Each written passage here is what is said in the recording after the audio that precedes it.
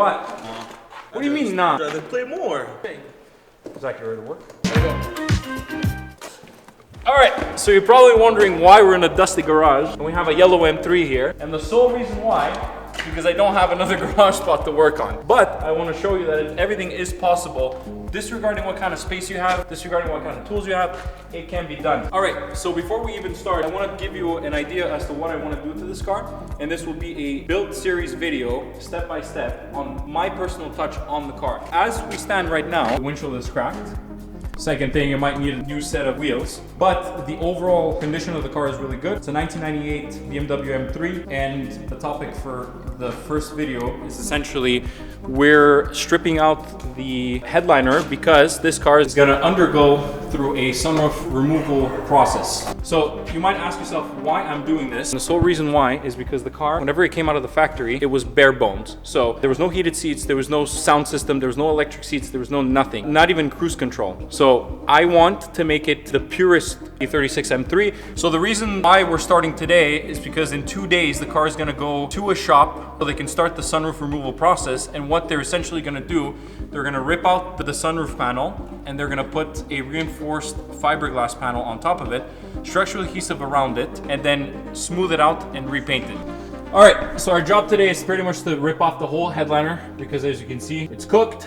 It'll give us plenty of clearance to be able to finish the job. And afterwards, we're gonna put a slick top sunroof in there and then completely seal the deal as if it's going to be a slick top from the factory. Let's get to it.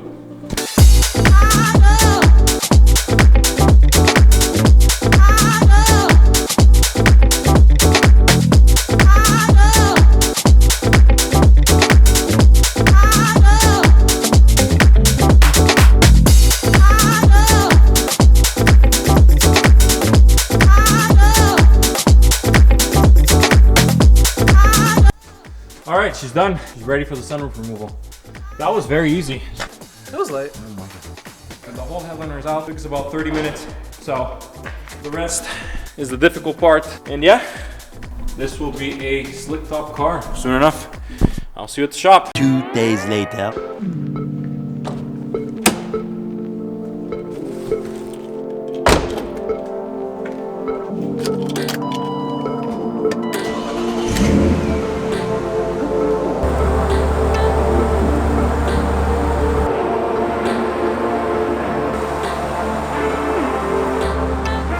All right, we're headed towards the body shop.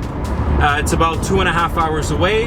So I figured I have some time to explain a little bit about my goals for this channel, the builds that are gonna be on it, as well as why I'm starting it.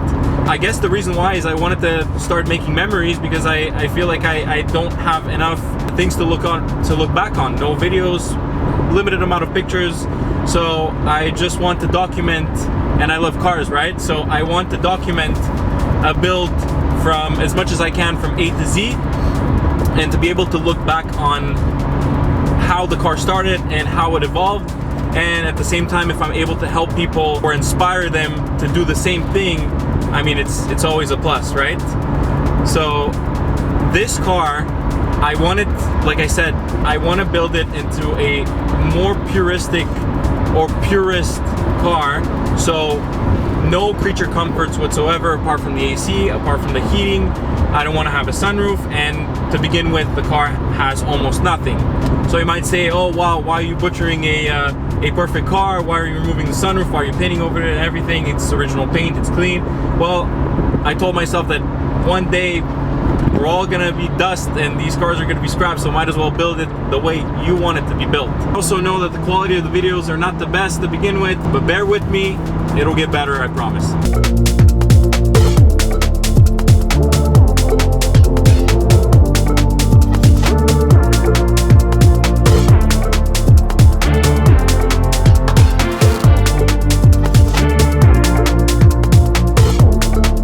We made it here. It's safe to say that the car's in good hands. If you take a look at all the cars that are presently here.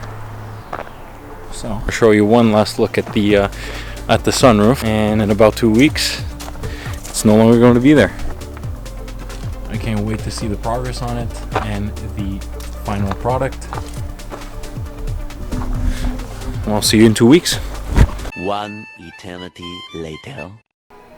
It's been 5 weeks and things did not go too much according to plan. Sometimes whenever you're building something that you have a vision for, it doesn't always go according to plan.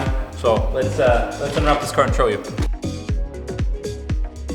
You can continue filming. No, not me. We tried to do a sunroof delete, and let's say from 10 feet away it looks perfect. It looks flawless, and I was very happy with the work. But as I was looking more into the details, I don't know if you can see it, but unfortunately, since you have a structural piece here, like a plate or a cover that's not made in metal, that's not the same thickness as the rear of the roof, it creates something called tin canning. If you have one metal that's a little bit thinner than the other one, because of the temperature variations, the metal will try to expand or contract, causes wrinkles in the roof. So this is exactly what happened. The good news is that it is fixable. I don't know if you can see it through here or through this angle, but it's definitely caved in. My trusty light guy here is shedding some light onto the bad areas. On the corners here, where the sunroof panel is fused with the metal, it created dents inwards. So because of that, everything has to be redone. PDR cannot fix this because it will just do the same thing again. It's just as bad on the other side. And keep in mind, it's not the body shop guy's fault. I'm the one that introduced the idea of doing the sunroof this way. But the correct way is to actually do metal work. So they have to mold a piece of metal onto the roof, weld it in, and then shape it into the way that it's supposed to be from factory. So it was my fault that I didn't do enough research. You don't get it right on the first try because this is something that people don't necessarily do, especially on these cars. Eventually the car will be done properly. It's just a matter of time and patience. In the next episode, I will let you know how much exactly it's gonna cost to fix this thing, and we're gonna have a clean slick top. So I'll see you in episode 2.